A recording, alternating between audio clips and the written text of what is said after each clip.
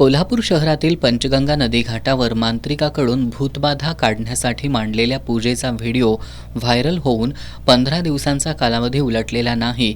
तोच आता उदगावमधल्या स्मशानभूमीत भर दिवसा अघोरी प्रकार चालत असल्याचं उघडकीला आलंय. इथल्या स्मशानभूमीत एका वृद्ध व्यक्तीच्या रक्षा विसर्जनासाठी आलेल्या नातेवाईकांना स्मशानभूमीमध्ये बाहुली, नारळ, नावांच्या चिठ्ठ्यांसह अघोरी पूजा मांडण्यात आल्याचं आढळून आलं. त्यानंतर ग्रामपंचायतीकडे स्मशानभूमी परिसरातील CCTVमधील चित्रीकरणाची मागणी करण्यात आली. ग्रामपंचायत प्रशासनानं चित्रीकरणाची तपासणी केल्यानंतर धक्कादायक प्रकार उघडकीला आलाय. अमावस्या, पौर्णिमेसह शनिवार, बुधवार या दिवशी इथं भर दिवसा स्त्री पुरुष नग्न अवस्थेत पूजा करत असल्याचं आढळून आलंय.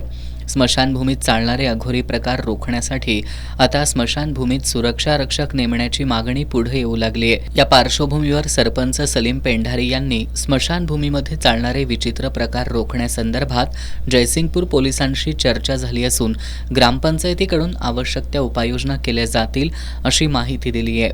उदगाव वैकुंठधाम स्मशानभूमीमध्ये गेले 2 महिन्यापासून अघोरी प्रकार सुरू आहेत. महिला पुरुष नग्न होऊन करणी भानामतीसारखे प्रकार करीत आहेत. जवळजवळ 5 ते 6 गावातील व जयसिंगपूर शहरातील मृत व्यक्तींच्यावर उदगाव वैकुंठधाम स्मशान आणि ह्या भानामतीसारख्या प्रकारामुळे सर्वत्र भीतीचे वातावरण निर्माण झालेले आहे. आणि हा झालेले सर्व प्रकार ग्रामपंचायत मार्फत बसवण्यात आलेल्या CCTV कॅमेऱ्यामध्ये कैद झालेला आहे. आणि ही सर्व माहिती जयसिंगपूर पोलीस स्टेशनला देखील देण्यात आलेली आहे. अशा लोकांच्यावर कारवाई होणे गरजेचे आहे. या प्रकारामुळे मात्र जयसिंगपूर परिसरात व उदगाव परिसरात खळबळ उडाली आहे.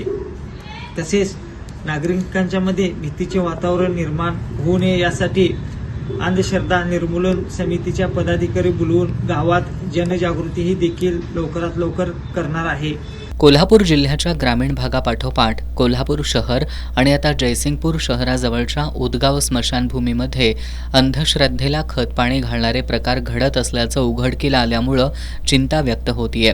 एकीकडे विज्ञानाच्या जोरावर समाजाची भौतिक प्रगती झपाट्यानं होत असताना अशा अंधश्रद्धाळू प्रकारांमुळं वैचारिक प्रगती खुंटते की काय अशी भीती निर्माण झाली आहे. कोल्हापूर जिल्ह्यातील समाज जीवनाभोवती घट्ट होत असलेला अंधश्रद्धेचा विळखा अधिक घट्ट होऊ नये यासाठी विविध पातळ्यांवरून प्रबोधन करण्यासह प्रशासनानं असे प्रकार करणाऱ्यांना शोधून कायद्याचा जरब बसवण्याची गरज आहे.